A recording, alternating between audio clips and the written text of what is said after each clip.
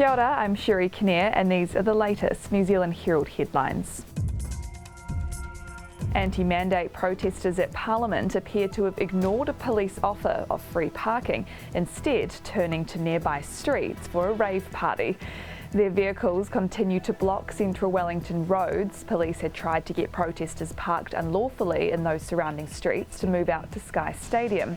Superintendent Corey Parnell says while authorities are trying to resolve the situation, locals should be prepared for further disruption caused by the protesters. You know, there's no playbook for this. This is unprecedented, and again, if the solutions were there, you only have to look to the global stage, who are a number of weeks on in similar circumstances to us. Meanwhile, New Zealand will move to phase 2 of the government's Omicron plan from midnight tonight.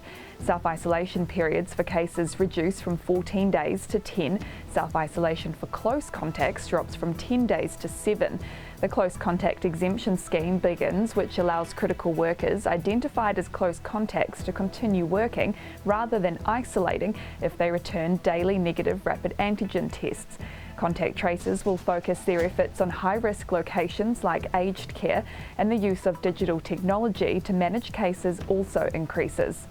While revealing the decision to move to phase 2 at her post-cabinet press conference, Prime Minister Jacinda Ardern reiterated the importance of getting the third jab. Get a booster if you haven't already. While 1.9 million New Zealanders have had their booster, 1.2 million who are due have not.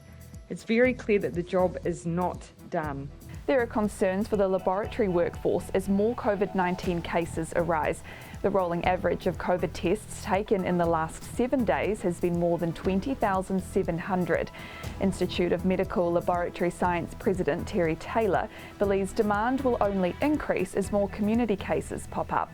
He says if the 7-day rolling average reaches around 50,000 swabs, it'll be simply too challenging for staff to keep up with. The big thing here is we do not want to see what happened in Australia, where the diagnostic laboratories effectively got overrun. Queenstown businesses are in crisis, with the Chamber of Commerce saying most expect to close within a week. The carnage has been sparked by the number of COVID-19 cases and close contacts having to go into self-isolation. The number of active cases in the Queenstown Lakes region reached 41 as of yesterday, the highest anywhere in the South Island. And in world news, Russia is suggesting it's ready to keep up talks with the West to try to defuse the Ukraine security crisis. At the same time, a Ukrainian official says Kiev is prepared to make concessions to Moscow.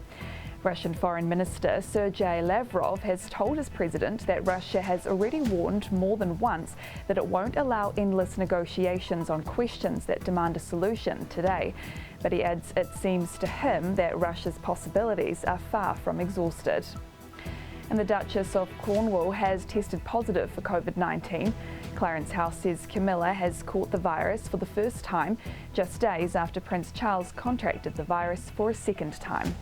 And those are the latest New Zealand Herald headlines. For more and to stay up to date, head to nzherald.co.nz. Thanks for checking out our YouTube channel. To stay up to date with all the latest news from the New Zealand Herald, click the subscribe button below or check out one of the videos here, and head over to nzherald.co.nz for more details on these stories and more.